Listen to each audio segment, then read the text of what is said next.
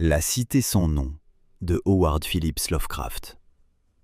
Lorsque j'approchai de la cité sans nom, je compris qu'elle était maudite.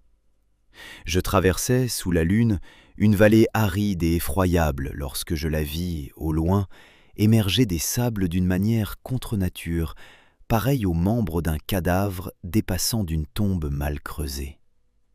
La peur émanait des pierres rongées par les âges de cette vénérable survivante du déluge, aïeule de la plus ancienne des pyramides. Une aura invisible me repoussait et m'ordonnait de fuir ces secrets antiques et funestes qu'aucun homme ne devrait voir et que nul autre avant moi n'avait jamais osé contempler. Loin dans le désert d'Arabie repose la cité sans nom, croulante et muette, ses murailles basses, presque ensevelies sous les sables accumulés par des âges innombrables. Elle devait déjà se dresser ainsi avant que fussent posées les premières pierres de Memphis, à une époque où les briques de Babylone n'avaient pas encore séché. Nulle légende n'est assez ancienne pour l'y donner un nom, ni même pour se souvenir qu'elle fut un jour vivante. Pourtant, on l'évoque à voix basse autour des feux de camp, et les vieilles femmes murmurent son histoire sous les tentes des cheikhes, de sorte que toutes les tribus l'évitent sans vraiment savoir pourquoi. C'est de ce lieu que rêva le poète dément Abdul al-Azred, la nuit avant qu'il ne chante cet inexplicable distique. N'est pas morte la chose qui peut éternellement gésir, et au fil d'étranges éons, la mort elle-même peut mourir. J'aurais dû comprendre que les Arabes avaient de bonnes raisons de fuir la cité sans nom, cette ville dont parlaient d'étranges récits, mais qu'aucun homme vivant n'avait jamais vue. Pourtant, je bravais leurs avertissements et m'aventurais avec mon chameau dans ces étendues que nul pas n'avait foulées.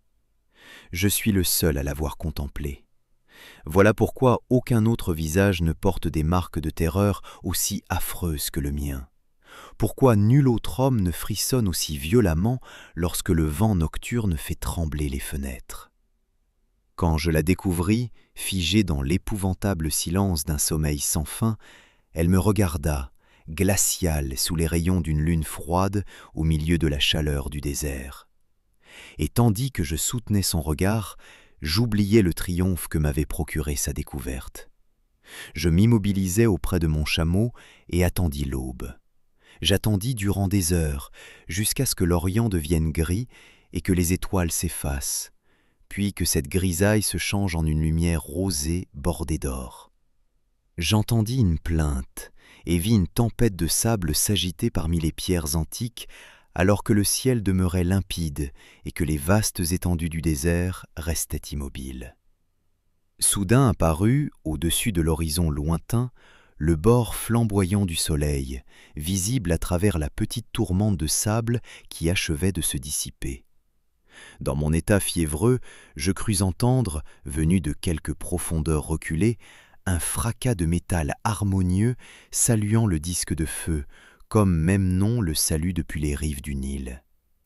Mes oreilles tintaient et mon imagination bouillonnait, tandis que je conduisais lentement mon chameau sur le sable en direction de ce lieu de pierre silencieuse.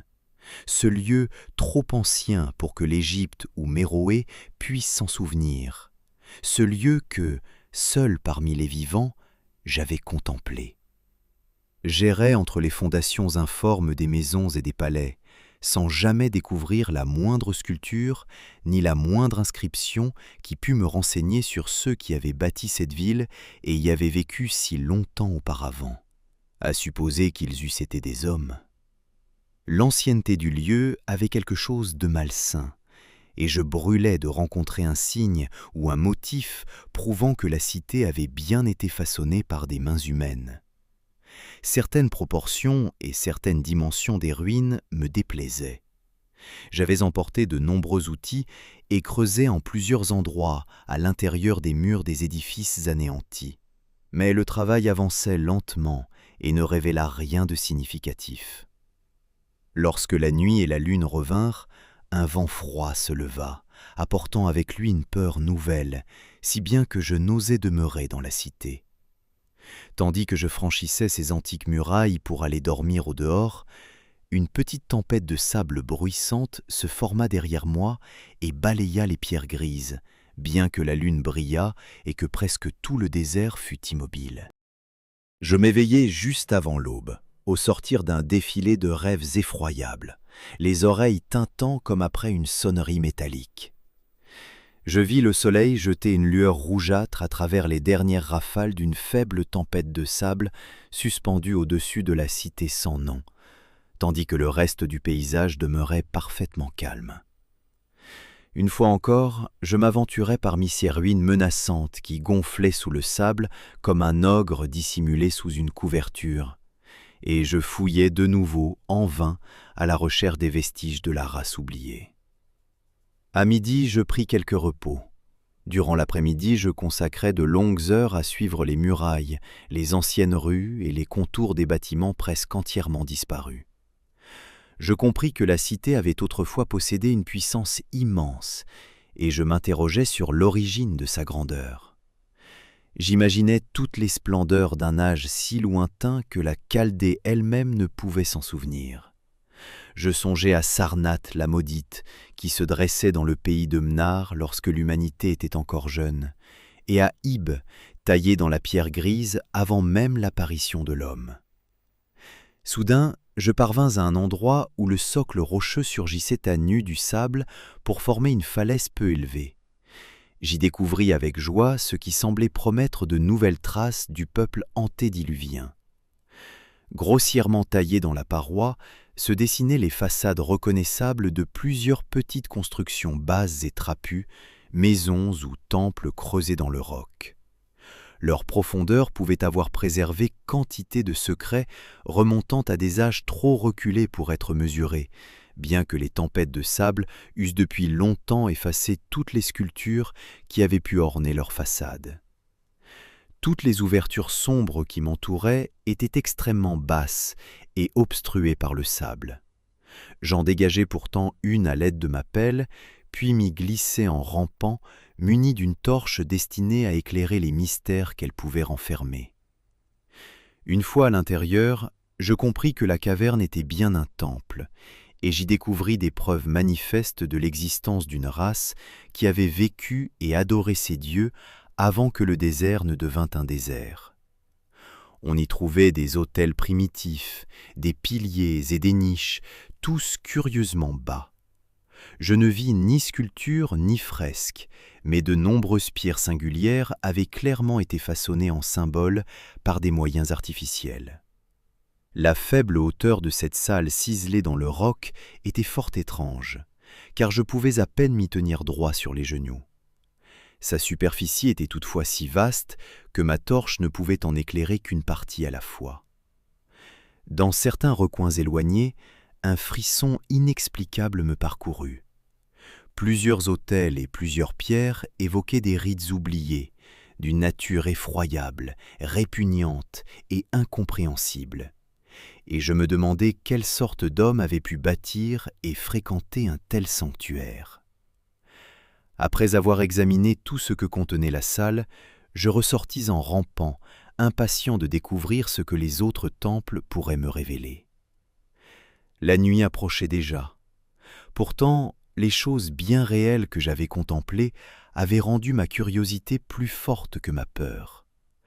Je ne fis donc pas devant les longues ombres projetées par la lune qui m'avaient tant effrayé lors de ma première vision de la cité sans nom. Dans le crépuscule, je dégageai une seconde ouverture et m'y introduisis avec une torche neuve. J'y trouvai d'autres pierres et d'autres symboles obscurs, mais rien de plus précis que dans le temple précédent. La salle était tout aussi basse, quoique beaucoup moins vaste, et s'achevait par un passage très étroit encombré de sanctuaires énigmatiques et indéchiffrables. J'étais en train de les examiner lorsque le bruit du vent et l'agitation de mon chameau au dehors déchirèrent le silence et me poussèrent à ressortir pour découvrir ce qui avait pu effrayer l'animal. La lune brillait intensément au-dessus des ruines primitives, éclairant un épais nuage de sable qu'un vent puissant mais déclinant semblait chasser depuis un point de la falaise située devant moi. Je compris que ce vent froid et chargé de sable avait troublé mon chameau. J'allais conduire la bête vers un abri plus sûr lorsque, levant les yeux par hasard, je constatai qu'aucun souffle ne passait au sommet de la falaise. Cette découverte me stupéfia et réveilla ma peur. Je me rappelai toutefois les brusques vents locaux que j'avais déjà vus et entendus au lever et au coucher du soleil, et conclus qu'il devait s'agir d'un phénomène normal. Je supposai que le courant d'air provenait d'une fissure rocheuse communiquant avec une caverne, puis observai le sable tourmenté afin d'en repérer l'origine. Je ne tardai pas à voir qu'il s'échappait de l'ouverture noire d'un temple situé très loin au sud, presque hors de vue. Je progressais péniblement contre le nuage de sable suffocant en direction de ce sanctuaire qui, à mesure que j'approchais, se révélait plus grand que tous les autres. Son entrée était également beaucoup moins encombrée de sable durci. J'y serais entré sur-le-champ si la force terrible du vent glacé n'avait presque éteint ma torche. Il jaillissait furieusement de la porte obscure, poussant une plainte surnaturelle, tandis qu'il soulevait le sable et le dispersait parmi les ruines étranges. Peu à peu, il faiblit. Le sable retomba et retrouva progressivement son immobilité, jusqu'à ce que tout fût de nouveau parfaitement calme. Pourtant, une présence semblait rôder parmi les pierres spectrales de la cité. Lorsque je regardais la lune, elle me parut trembler, comme si elle se reflétait à la surface d'eaux agitées. J'éprouvais une peur que je n'aurais su expliquer, mais elle ne suffisait pas à étouffer ma soif de prodige. Dès que le vent eut entièrement cessé, je pénétrai donc dans la chambre obscure d'où il était sorti.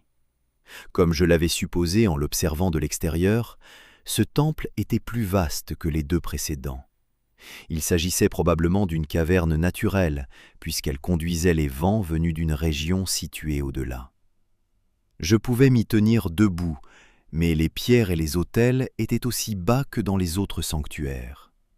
Sur les murs et la voûte, j'aperçus pour la première fois des traces de l'art pictural de l'ancienne race. De curieuses lignes colorées et sinueuses, presque entièrement effacées ou réduites en poussière. Sur deux des autels, je découvris avec une excitation croissante un dédale de gravures courbes, travaillées avec une grande finesse. Lorsque j'élevai ma torche, la forme de la voûte me sembla trop régulière pour être naturelle, et je me demandais quel avait été l'état originel de la roche travaillée par ces tailleurs préhistoriques. Leur connaissance technique avait dû être immense. Puis une flambée plus vive de la flamme fantastique me révéla enfin ce que je cherchais, l'ouverture conduisant aux abîmes reculés d'où avait soufflé le vent soudain. Je me sentis défaillir en découvrant qu'il s'agissait d'une petite porte manifestement artificielle, taillée dans le roc massif. J'introduisis ma torche dans l'ouverture et aperçus un tunnel noir dont la voûte basse surmontait un escalier grossier composé d'innombrables marches minuscules qui descendaient selon une pente vertigineuse. Je reverrai toujours ces marches dans mes rêves, car j'appris par la suite ce qu'elles signifiaient. Sur le moment, je ne savais même pas s'il fallait les considérer comme de véritables marches ou comme de simples prises destinées à permettre une descente presque verticale. Mon esprit tourbillonnait de pensées insensées, et les paroles, comme les avertissements des prophètes arabes, semblaient traverser le désert depuis les terres connues des hommes jusqu'à cette cité sans nom que nul homme ne devait connaître. Je n'hésitai pourtant qu'un instant avant de franchir le seuil et de commencer à descendre prudemment le passage abrupt, les pieds les premiers, comme sur une échelle. Nul autre homme n'a pu connaître une descente semblable à la mienne, sinon dans les visions épouvantables que font naître les drogues ou le délire. Les trois passages plongeaient à l'infini, pareils à quelques puits hideux hantés par les spectres, et la torche que je tenais au-dessus de ma tête ne pouvait éclairer les profondeurs inconnues vers lesquelles je rampais. Je perdis toute notion des heures et oubliai de consulter ma montre, bien que la distance que je devais parcourir m'effrayât lorsque j'y songeais. La direction et l'inclinaison du tunnel changeaient parfois. Une fois, j'atteignis un long passage horizontal si bas que je dus me tortiller sur le sol rocheux, les pieds en avant, en tenant ma torche à bout de bras au-delà de ma tête. Il était impossible de s'y mettre à genoux. Après cela vinrent d'autres marches abruptes. Je poursuivais toujours mon interminable descente lorsque ma torche, désormais épuisée, s'éteignit. Je ne crois pas m'en être aperçu immédiatement, car, lorsque j'en pris conscience, je la tenais encore levée au-dessus de moi comme si elle brûlait toujours. J'avais perdu tout jugement sous l'emprise de cet instinct de l'étrange et de l'inconnu qui avait fait de moi un vagabond parcourant la terre, un visiteur des lieux lointains, antiques et interdits. Dans l'obscurité jaillirent devant mon esprit des fragments du précieux trésor de traditions démoniaques que j'avais accumulé.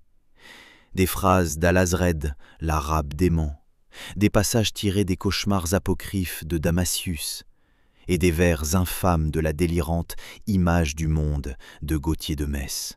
Je récitais d'étranges extraits et murmurais les noms d'Aphrasiab et des démons qui avaient dérivé avec lui au fil de l'Oxus. Plus tard, je répétais comme une litanie une phrase provenant de l'un des récits de Lord Dunsany. « Les ténèbres de l'abîme où nul écho ne revient ». À un moment où la pente devint prodigieusement raide, je psalmodiais quelques vers de Thomas Moore jusqu'à ce que la peur m'empêcha de poursuivre. Un réservoir de ténèbres aussi noir que les chaudrons des sorcières lorsqu'ils sont remplis de filtres lunaires distillés dans l'éclipse.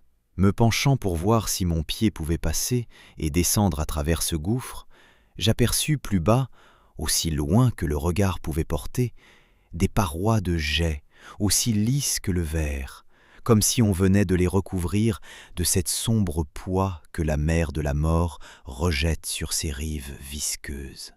Le temps avait entièrement cessé d'exister lorsque mes pieds rencontrèrent de nouveau un sol horizontal. Je me trouvais dans un passage dont le plafond était légèrement plus haut que celui des salles des deux petits temples, désormais séparés de moi par une distance impossible à mesurer. Je ne pouvais pas me tenir debout, mais il m'était possible de rester droit sur les genoux. Dans le noir, j'avançais au hasard, tantôt en me traînant, tantôt en rampant. Je compris bientôt que je me trouvais dans un étroit corridor dont les murs étaient bordés de coffres de bois à façade vitrée.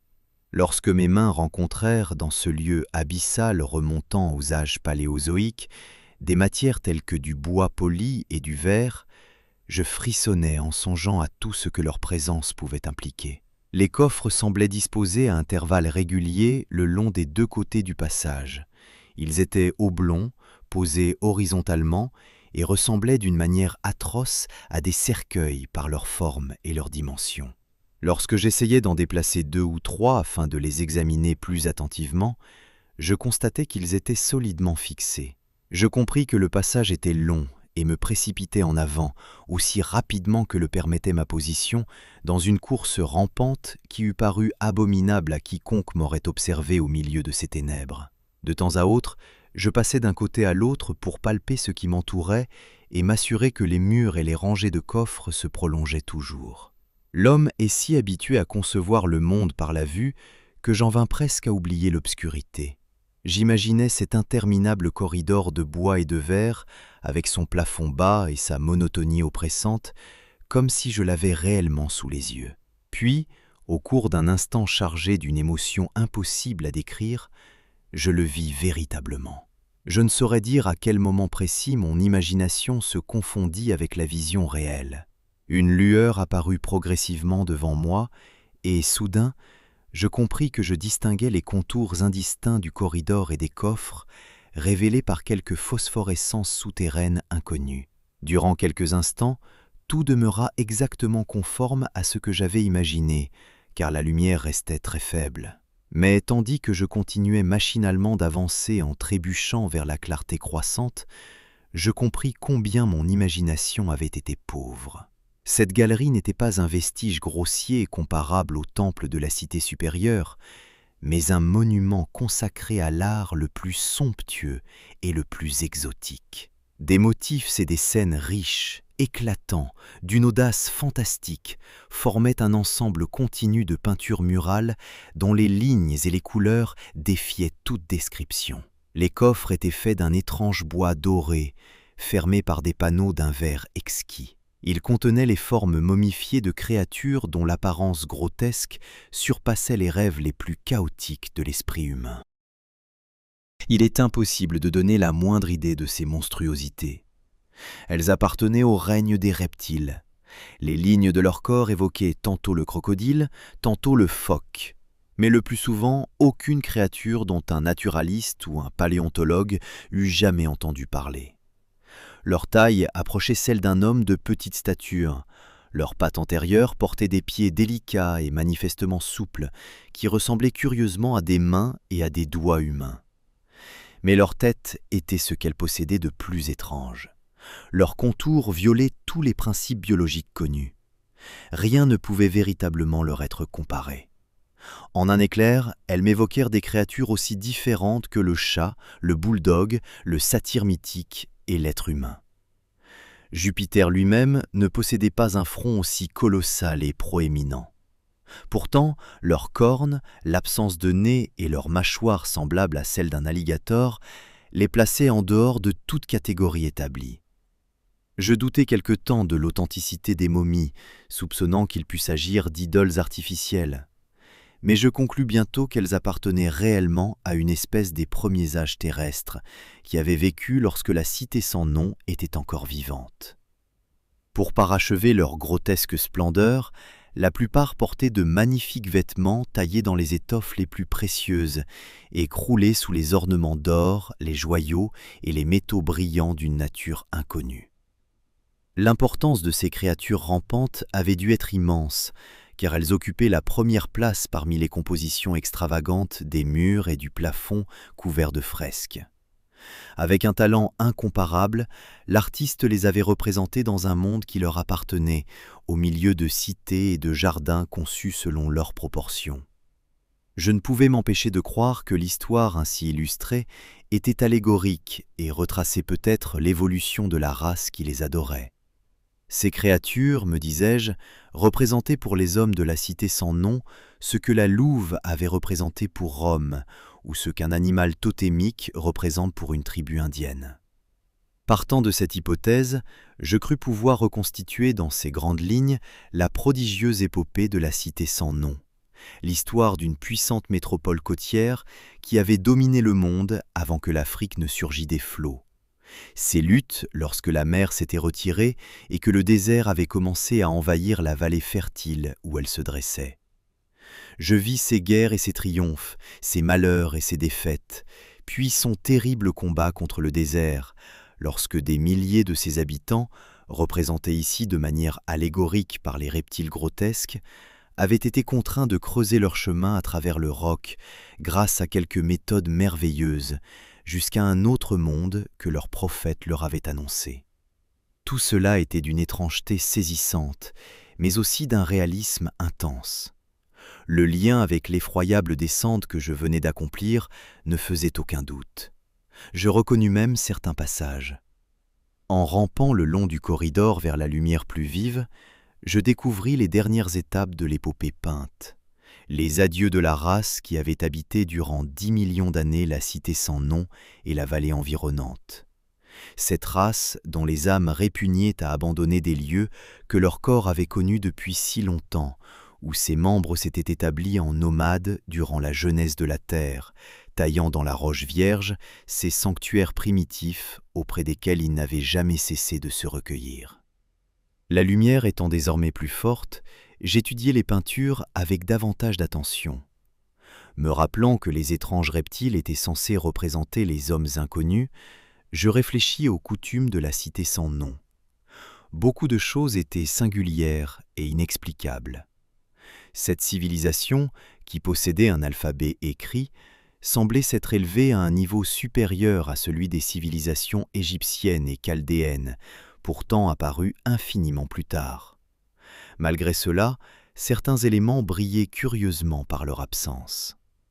Je ne trouvais, par exemple, aucune image représentant la mort ou les rites funéraires, hormis celles qui se rapportaient aux guerres, aux violences et aux épidémies. Cette réserve concernant la mort naturelle m'étonna. Tout se passait comme si l'on avait entretenu l'idéal d'une immortalité terrestre, telle une illusion réconfortante. Plus près encore de l'extrémité du passage se déployaient des scènes d'un pittoresque et d'une extravagance extrême. Elles opposaient la cité sans nom, abandonnée et tombant lentement en ruine, au royaume nouveau et merveilleux vers lequel la race s'était frayé un chemin à travers la pierre. Dans ces représentations, la cité et la vallée désertique apparaissaient toujours sous la lumière de la lune. Un nimbe doré flottait au-dessus des murailles effondrées et laissait deviner la perfection splendide des temps anciens, évoquée par l'artiste d'une manière spectrale et insaisissable. Les scènes du paradis souterrain étaient presque trop extravagantes pour être crues. Elles représentaient un monde caché, baigné dans un jour éternel, rempli de cités glorieuses, de collines éthérées et de vallées merveilleuses. À l'extrême fin de la série, il me sembla discerner comme une brusque retombée dans la qualité artistique. Les peintures étaient moins habiles et beaucoup plus bizarres que les scènes les plus extravagantes qui les avaient précédées. Elles paraissaient relater la lente dégénérescence de l'antique lignée, accompagnée d'une férocité croissante envers le monde extérieur dont le désert l'avait chassé. Les formes du peuple, toujours représentées par les reptiles sacrés, semblaient dépérir progressivement, tandis que leur esprit, montré flottant au-dessus des ruines au clair de lune, gagnait en ampleur à mesure que leur corps s'amoindrissait. Des prêtres émaciés, figurés sous l'apparence de reptiles vêtus de robes somptueuses, maudissaient l'air du monde supérieur et tous ceux qui le respiraient. Une ultime scène terrifiante montrait un homme d'aspect primitif, peut-être un explorateur venu de l'antique Irem, la cité aux piliers, mise en pièces par les représentants de la race ancienne. Je me rappelais la peur que la cité sans nom inspirait aux Arabes, et fus soulagé de constater qu'au-delà de cette scène, les murs gris et le plafond demeuraient nus. Tandis que j'observais ce défilé d'histoires murales, je m'étais beaucoup rapproché de l'extrémité de la galerie basse. Je distinguais à présent une immense porte d'où provenait toute la phosphorescence qui éclairait les lieux. Je rampais jusqu'à elle et poussais un cri de stupéfaction absolue devant ce qui s'étendait au-delà. Au lieu de découvrir d'autres salles plus lumineuses, je ne vis qu'un vide illimité, baigné d'une clarté uniforme, semblable à ce que l'on pourrait imaginer en regardant, depuis le sommet de l'Everest, une mer de brume illuminée par le soleil. Derrière moi s'étirait un passage si exigu que je ne pouvais m'y tenir debout. Devant moi s'ouvrait une infinité d'effulgences souterraines. Depuis le passage, un escalier abrupt plongeait dans l'abîme. Il était formé d'innombrables petites marches, semblables à celles des tunnels noirs que j'avais traversés, mais des vapeurs lumineuses en dissimulaient tout au-delà des premiers mètres. Contre le mur gauche du corridor se trouvait une massive porte d'airain, entièrement ouverte. Elle était d'une épaisseur incroyable et décorée de bas-reliefs fantastiques. Une fois refermée, elle aurait pu isoler tout ce monde intérieur de lumière des galeries et des voûtes rocheuses. Je regardais l'escalier, mais n'osais pas encore m'y engager. Je posai une main sur la porte d'airain ouverte, sans parvenir à la faire bouger. Puis, je m'allongeai sur le sol de pierre, l'esprit embrasé par des réflexions prodigieuses que même un épuisement proche de la mort ne parvenait pas à chasser. Étendu sans bouger, les yeux fermés et libre de réfléchir, je revis sous un jour nouveau et terrible quantité de détails auxquels je n'avais accordé qu'une attention distraite sur les fresques. Les scènes représentant la cité sans nom au sommet de sa puissance, la végétation de la vallée qui l'entourait et les contrées lointaines avec lesquelles commerçaient ses marchands. L'omniprésence de l'allégorie des créatures rampantes me troublait. Je m'étonnais qu'elle eût été suivie avec une telle rigueur dans une chronique illustrée d'une pareille importance. Sur les fresques, la cité sans nom avait été représentée selon des proportions adaptées aux reptiles. Je me demandais quelles avaient pu être ses dimensions et sa magnificence véritable, puis repensais à certaines singularités remarquées parmi les ruines. Je songeais à la faible hauteur des temples primitifs et du corridor souterrain. Ils avaient sans doute été taillés ainsi par respect pour les divinités reptiliennes que l'on y honorait, bien que cette disposition obligeât nécessairement les fidèles à ramper. Peut-être les rites eux-mêmes exigeaient-ils que l'on imitât la démarche des créatures. Aucune théorie religieuse ne pouvait cependant expliquer aisément pourquoi le passage horizontal de cette descente terrifiante était aussi bas que les temples, et même plus bas encore, puisqu'il était impossible de s'y agenouiller. En pensant aux créatures rampantes dont les momies hideuses reposaient si près de moi, je ressentis une nouvelle pulsation de peur. Les associations d'idées sont étranges. Je frémis en comprenant qu'à l'exception du pauvre homme primitif mis en pièces dans la dernière peinture, ma silhouette était la seule forme humaine au milieu de tous ces vestiges et symboles de la vie primordiale. Mais, comme toujours au cours de mon existence étrange et vagabonde, l'émerveillement ne tarda pas à chasser la peur. L'abîme lumineux et ce qu'il pouvait contenir constituaient une énigme digne du plus grand des explorateurs. Je ne doutais pas qu'un mystérieux monde de prodiges s'étendît au bas de cet escalier aux marches singulièrement petites. J'espérais y trouver les témoignages humains que le corridor peint ne m'avait pas fournis. Les fresques avaient représenté, dans ce royaume inférieur, des villes, des collines et des vallées impossibles à croire, et mon imagination s'attardait déjà sur les ruines riches et colossales qui m'y attendaient. Mes craintes concernaient en vérité le passé bien davantage que l'avenir.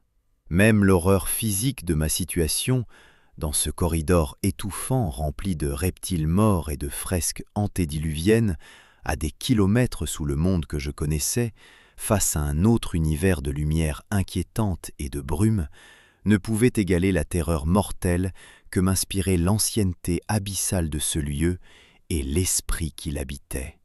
Une antiquité si démesurée que toute tentative de la mesurer devenait dérisoire, semblait ricaner depuis les pierres primitives et les temples creusés dans le roc de la cité sans nom. Les cartes les plus récentes parmi celles des fresques représentaient des océans et des continents oubliés par l'humanité, dont seules quelques lignes vaguement familières subsistaient çà et là. Nul homme n'aurait pu dire ce qui s'était produit au cours des ères géologiques écoulées depuis l'achèvement des peintures et depuis que cette race ennemie de la mort avait, pleine de rancœur, succombé à la déchéance. La vie avait autrefois pullulé dans ces cavernes et dans le royaume lumineux qui s'étendait au-delà. Désormais, j'étais seul avec ces vestiges saisissants, et je tremblais en songeant aux âges innombrables durant lesquels ils avaient poursuivi leur veille silencieuse et solitaire. Soudain, je fus saisi par une nouvelle vague de cette peur aiguë qui m'avait assailli par intermittence depuis ma première vision de la terrible vallée et de la cité sans nom sous la lune froide. Malgré mon épuisement, je me redressai frénétiquement en position assise et regardai derrière moi, le long du corridor noir, vers les tunnels qui remontaient jusqu'au monde extérieur. Mes sensations ressemblaient à celles qui m'avaient poussé à fuir la cité sans nom durant la nuit. Elles étaient aussi inexplicables que poignantes. L'instant suivant, je reçus un choc plus violent encore sous la forme d'un son bien réel. Le premier à rompre le silence absolu de ces profondeurs semblable à une tombe. C'était une plainte grave et sourde, comparable aux lamentations lointaines d'une foule d'âmes condamnées. Elle venait de la direction que je fixais. Son intensité augmenta rapidement, jusqu'à ce qu'elle résonnât d'une manière effroyable dans le passage bas. Au même moment, je pris conscience d'un courant d'air froid de plus en plus puissant, qui provenait lui aussi des tunnels et de la cité située au-dessus. Le contact de cet air sembla me rendre mon sang-froid. Je me rappelai aussitôt les brusques rafales qui s'étaient élevées autour de l'entrée de l'abîme à chaque lever et à chaque coucher du soleil, et dont l'une m'avait justement permis de découvrir les tunnels cachés. Je consultai ma montre et vis que l'aube approchait. Je me préparais donc à résister au vent qui retournait vers sa demeure souterraine après en être sorti au crépuscule. Ma peur diminua de nouveau, car un phénomène naturel tend toujours à dissiper les sombres pensées suscitées par l'inconnu. Le vent nocturne, hurlant et gémissant, se déversa avec une fureur croissante dans ce gouffre des profondeurs terrestres. Je me jetai de nouveau à plat ventre et tentais vainement de m'agripper au sol, de peur d'être emporté tout entier à travers la porte ouverte jusque dans l'abîme phosphorescent. Je ne m'étais pas attendu à une telle violence. Lorsque je compris que mon corps glissait réellement vers le précipice, 1000 terreurs nouvelles, nées de l'appréhension et de l'imagination, m'assaillirent. La malveillance de la bourrasque éveilla en moi des visions incroyables.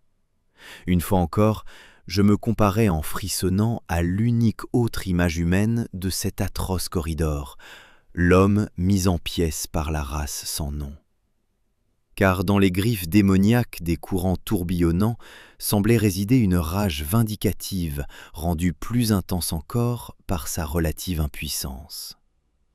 Je crois avoir poussé des cris frénétiques vers la fin, j'étais presque fou. Mais si je criais réellement, ma voix se perdit dans le vacarme infernal des spectres hurlants du vent. Je tentais de ramper à contre-courant du torrent invisible et meurtrier, sans même parvenir à conserver ma position. Lentement, inexorablement, j'étais poussé vers le monde inconnu. Ma raison dut alors se briser entièrement, car je me mis à répéter sans fin l'inexplicable distique de l'arabe dément Alazred qui avait rêvé de la cité sans nom. N'est pas morte la chose qui peut éternellement jaisir, et au fil d'étranges éons, la mort elle-même peut mourir. Seuls les sombres dieux du désert, plongés dans leur méditation, savent ce qui se produisit réellement. Quelle lutte indicible je dus mener dans les ténèbres, quelle paroi je gravis en me débattant, ou quel abaddon me reconduisit jusqu'à la vie, où je devrais me souvenir et frissonner chaque fois que soufflera le vent nocturne, jusqu'à ce que l'oubli, ou quelque chose de pire, vienne me réclamer. Ce qui arriva fut monstrueux, contre nature, colossal, bien trop éloigné de toutes les conceptions humaines pour que l'on puisse y croire, sinon durant ces heures silencieuses et maudites de la nuit où le sommeil refuse de venir. J'ai dit que la fureur de la bourrasque était infernale, cacodémoniaque, et que ses voix étaient chargées de toute la cruauté contenue durant des éternités de solitude. Bientôt, alors que ces voix demeuraient chaotiques devant moi, mon cerveau battant crut les entendre prendre une forme intelligible derrière mon dos. Là, dans le tombeau d'antiquités mortes depuis des ères innombrables, à des lieues sous le monde des hommes éclairés par l'aube, j'entendis les imprécations et les grondements atroces de démons parlant une langue inconnue. Je me retournai. Se découpant sur l'éther lumineux de l'abîme, je vis ce que l'obscurité du corridor avait jusque-là dissimulé. Une horde cauchemardesque de démons lancés à toute vitesse, leurs traits déformés par la haine, grotesquement parés, à demi transparents. Des démons appartenant à une race que nul homme n'aurait pu confondre avec une autre. Les reptiles rampants de la cité sans nom. Et lorsque le vent s'éteignit, je fus plongé dans les ténèbres des entrailles de la terre, peuplées de ghouls. Derrière la dernière des créatures, l'immense porte d'airain se referma dans un fracas assourdissant de métal harmonieux. Ces résonances se propagèrent jusqu'au monde lointain pour saluer le soleil levant, comme Memnon le salue depuis les rives du Nil.